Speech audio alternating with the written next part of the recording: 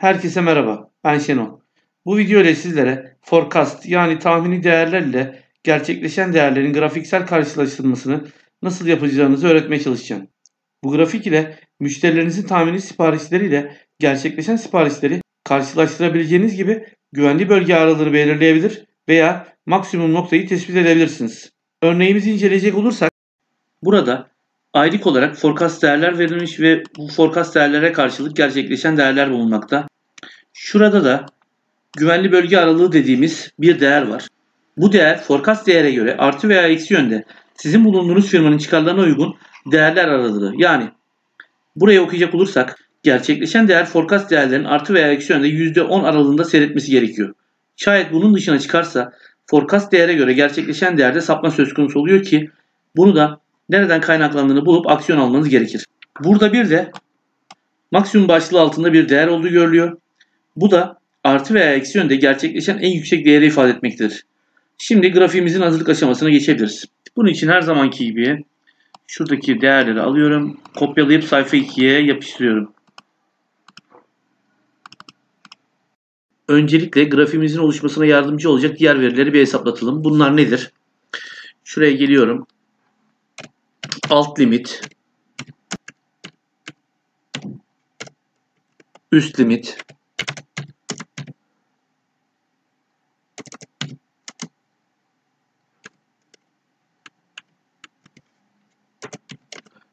ve güvenli bölge aralığı diyorum.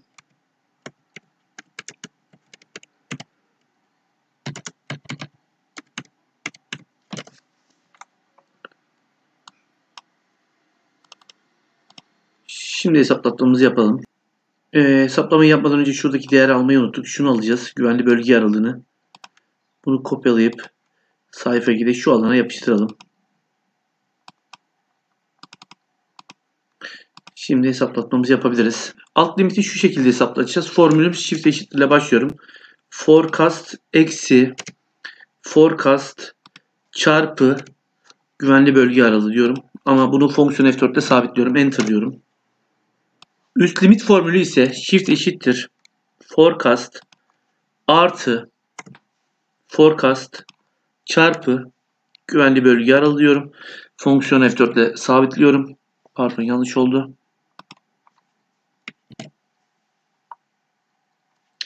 Enter diyorum. Güvenli bölge aralığı formülü ise shift eşittir üst limit eksi alt limit diyorum ve bunları aşağı doğru çektiriyorum. Şu virgüller için virgülleri görmek seviyorum. Bu yüzden şunu şu şekilde yapıyorum. Şimdi grafiği oluşturalım. Bunun için şu alanı ay forecast gerçekleşen alt limit aşağı kadar seçiyorum. Kontrole basılı tutulu şekilde güvenli bölge aralığını seçiyorum. Ekleye geliyorum. Çizgi grafikten şunu seçiyorum. İşaretlenen olan çizgi diyorum ve şunu biraz büyütüp şunu aşağı atıyorum.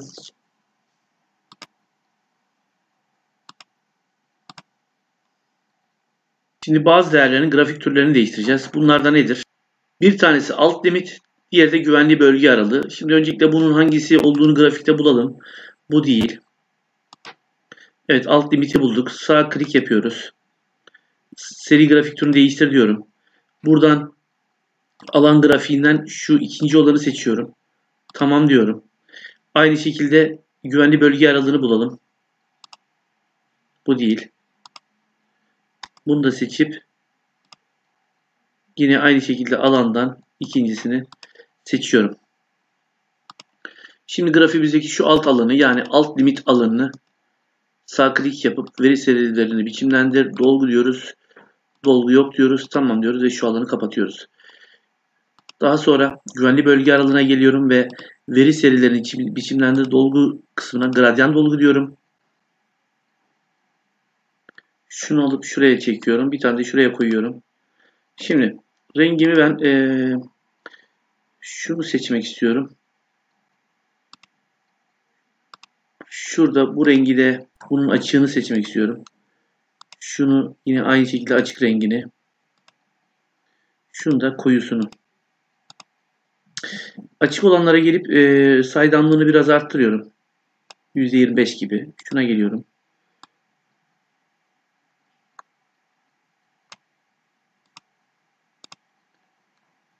Şimdi grafiğimizdeki forecast çizgilerini değiştireceğim. Bunun için sağ klik yapıyorum. Veri serilerini biçimlendir diyorum. İşaretçi seçeneklerine geliyorum ve yok diyorum. İşaretçi dolgusu düz dolgu siyah diyorum. Çizgi rengini de siyah yapalım. Çizgi stilini ise şuradan tire türünü şunu seçiyorum. Ve kapatıyorum. İsterseniz şunu da değiştirebilirsiniz. İşaretçi seçeneklerini ve dolgularını. Değiştirelim. Şunu kare yerine şöyle yapalım. Üçgen olsun. İşaretçi dolgusu yine ne renk? Koyu mavi olsun. Çizgi rengi de aynı şekilde olsun. Grafiğimizdeki şu alanları silelim. Delete yapalım. Şimdi grafiğimizi biraz şekillendirelim. Öncelikle şu alt limit'i silelim. Ve şu alanı seçip bold yapıp biraz büyütelim. Aynı şekilde şunları da bold yapıp büyütelim. Şunu yine bold yapalım. Ancak bunu sağ klik ekseni biçimlendir deyip sabitleyelim şurasını. Sabit 0 olsun düz. Kapatalım. Şimdi güvenli bölge alanımızı bir test edelim. 20 yapalım. 5 yapalım. 25 yapalım. Evet. Tekrar 10'u alalım. Şimdi maksimum değerimizi hesaplatalım. Bunu hesaplatmadan önce şu alana bir maksimum yazalım.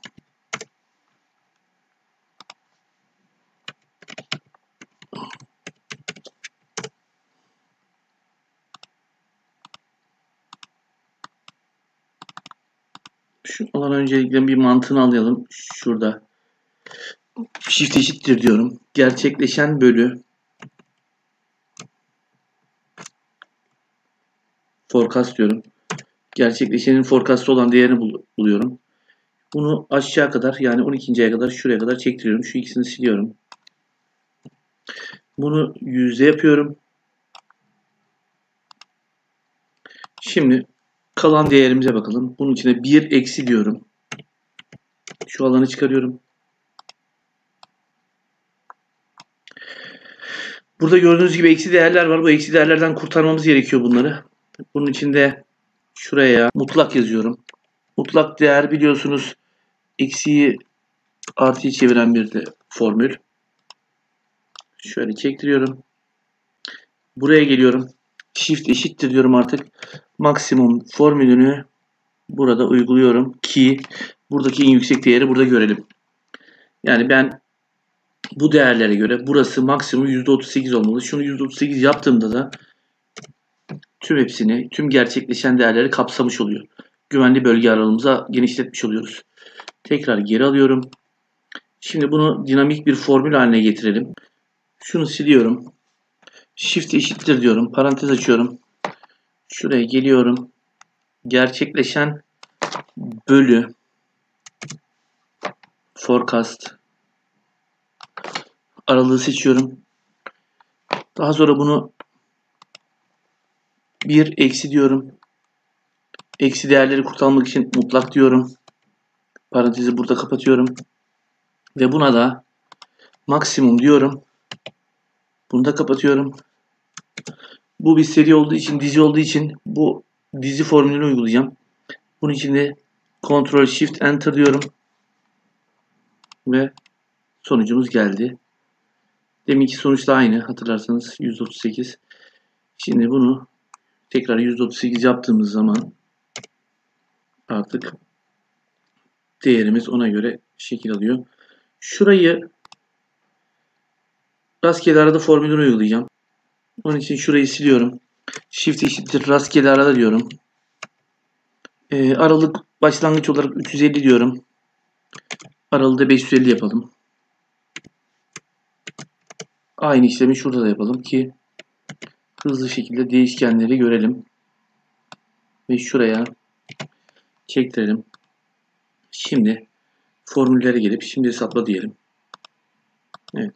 Gördüğünüz gibi burada maksimum değeri her değere göre değişiyor. Peki şimdi bunu şu şekilde yapalım. Bir de bunu deneyelim.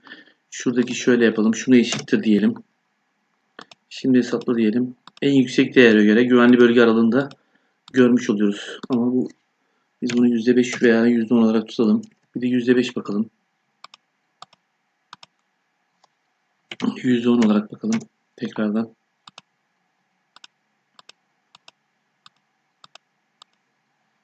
Forecast ve gerçekleşen grafiğin hazırlanışı ile ilgili anlatacaklarım bu kadar. Umarım videomu beğenmişsinizdir. Bundan sonraki videolarımı takip etmek ve öğrenmek isterseniz kanalıma üye olmanızı rica ediyorum. Şimdilik kendinize iyi bakın. Daha sonra tekrar görüşmek üzere.